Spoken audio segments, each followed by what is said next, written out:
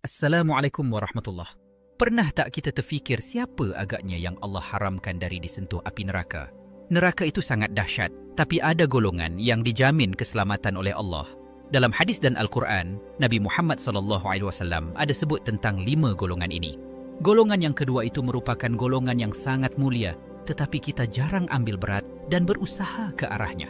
Itu orang yang menangis kerana takutkan Allah. Nabi SAW bersabda, 2 mata yang tidak akan disentuh api neraka, mata yang menangis kerana takut kepada Allah dan mata yang berjaga malam dalam jihad fi sabilillah. Hadis riwayat Imam At-Tirmizi. Sahih. Air mata yang mengalir kerana takutkan Allah, bukan kerana takutkan dunia. Itu adalah sebagai satu tanda yang hati kita itu lembut dan iman yang hidup. 2 orang yang lembut dan santun dalam berurusan. Nabi SAW bersabda, "Tidakkah aku khabarkan kepada kamu siapa yang haram atas api neraka? Api neraka itu haram atas setiap orang yang lemah lembut, mudah dan dekat dengan orang ramai." Hadis riwayat Imam Al-Tirmizi. Sahih. Maksudnya, orang yang sabar, tidak cepat melenting dan mudah didekati, mereka ini sangat dicintai oleh Allah. Mereka tidak menyusahkan orang lain, tak suka marah-marah dan bila bercakap, bahasanya menenangkan, bukan menyakitkan.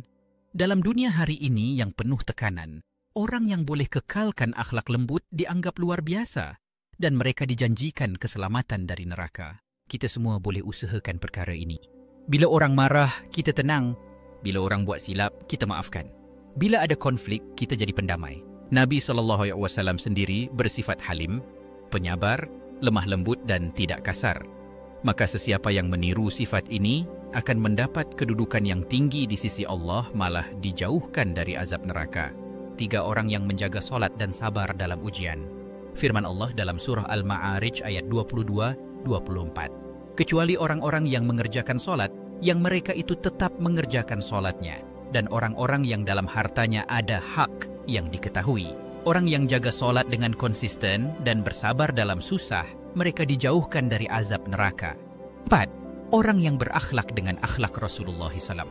Sabda Nabi SAW, "Yang paling dekat denganku di akhirat ialah orang yang paling baik akhlaknya." Hadis riwayat Imam Al-Tirmizi. Sahih. Mereka yang akhlaknya mulia, bukan sahaja mereka akan masuk syurga, tapi darjat mereka itu diangkat ke darjat paling tinggi bersama Nabi Muhammad SAW. 5. Orang yang memberi makan dan menyebarkan salam. Sabda Nabi SAW, "Sebarkan salam, beri makan, sambung silaturahim, solat malam ketika orang lain tidur, kamu akan masuk syurga dengan selamat." Hadis riwayat Imam At-Tirmizi. Sahih. Amalan yang sangatlah mudah, iaitu kita beri makan, beri salam, tapi ganjarannya sangat besar. Inilah antara jalan-jalan yang menjadikan kita semua selamat dari neraka. Sahabat semua, jangan pandang ringan amalan kecil. Kadang-kadang dengan satu sifat mulia, Allah haramkan tubuh kita dari disentuh api neraka. Mari kita lembutkan hati, banyak menangis, jaga akhlak dan sabar. Kalau rasa video ini bermanfaat, tekan like, komen dan kongsi dengan orang tersayang. Semoga Allah selamatkan kita semua daripada api neraka dan masukkan kita ke dalam syurga tertinggi. Amin ya Rabbal Alamin.